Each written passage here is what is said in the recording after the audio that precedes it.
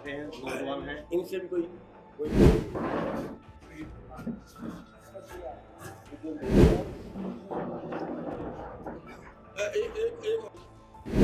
सबसे पहले तो आपका सभी पत्रकार भाइयों का धन्यवाद है जो आप इतनी संख्या में हमारी बात सुनने आए हो।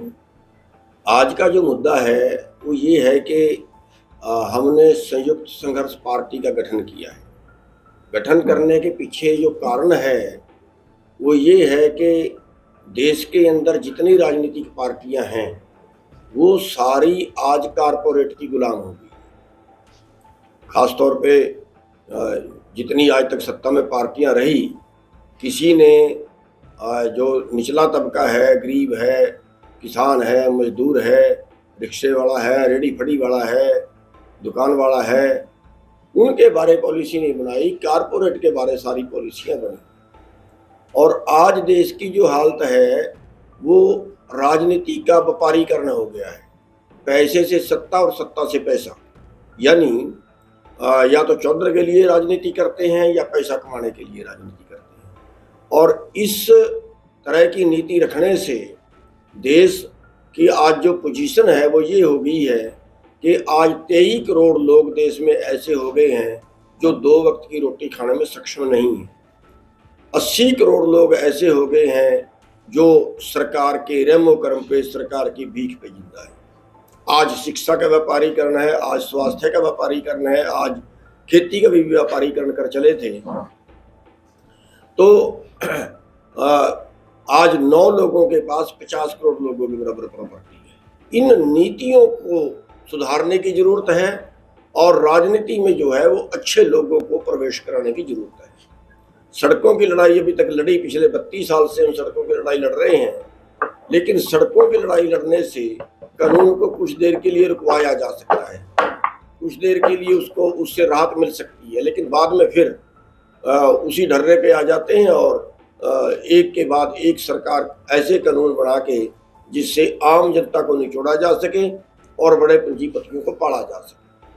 तो इस प्रथा को तोड़ने के लिए, देश को बचाने के लिए जो है हमने पार्टी बनाई है संयुक्त संघर्ष पार्टी।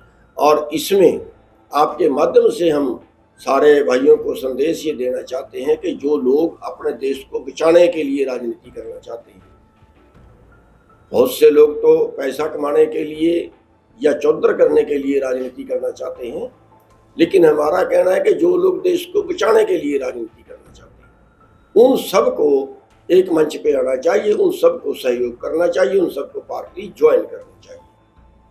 तो इसलिए जो है हमने इस पार्टी का गठन किया है, जिसपे अभी काम शुरू कर दिया है और आज उसकी पहली कॉन्फ्रेंस हम आपसे कर रहे हैं।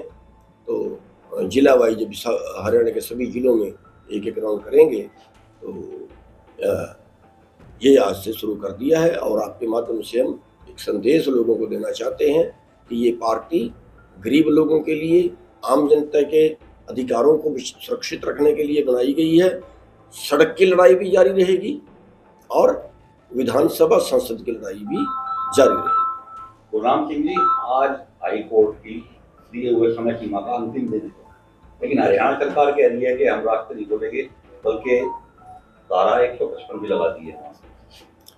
पहली बात तो मेरी बेनती ये है कि आप जिस मुद्दे पे हम आए हैं प्रेस कॉन्फ्रेंस करने, क्योंकि मुद्दा फिर भटक जाता है, आपके सवालों का जवाब भी मैं दूंगा, लेकिन उसका अच्छा है कि आप लास्ट में ले लें। ये कौन से संविधान में लिखा है कि किसान संगठनों का काम राजनीति में आना नहीं है? आप इतिहास उठा के देखिए। देश को आज़ाद कराने में सबसे ज़्यादा जो योगदान है वो किसान वर्ग का है या मजदूर वर्ग का। देश को आज़ाद रखने में, यानी कि अगर हम सेना की बात करें, सेना में सबसे ज़्यादा जो है वो किसान वर्ग से है, मजदूर वर्ग से है। आप अगर आंतरिक सुरक्षा की बात करें, पुलिस में ज़्यादा किसान वर्ग से हैं या मजदूर वर्ग से हैं। किसी अंबानी, अडानी, टाटा बिरला का बेटा या जो ये बड़े बड़े राजघराने हैं, परंपरागत राजघराने हैं, जिसको हम कहते हैं कि राजनीति तो उनको करनी चाहिए जिन्होंने देश को लूट के अपने परिवार पाले हैं, जिन्होंने देश को लूट के अरबपति खरबपति बने हैं। हमारे दिमाग में भावना है कि राजनीति उनको करना चाहिए। ये उन लोगों द्वारा फैलाई गई एक भ्रांति है।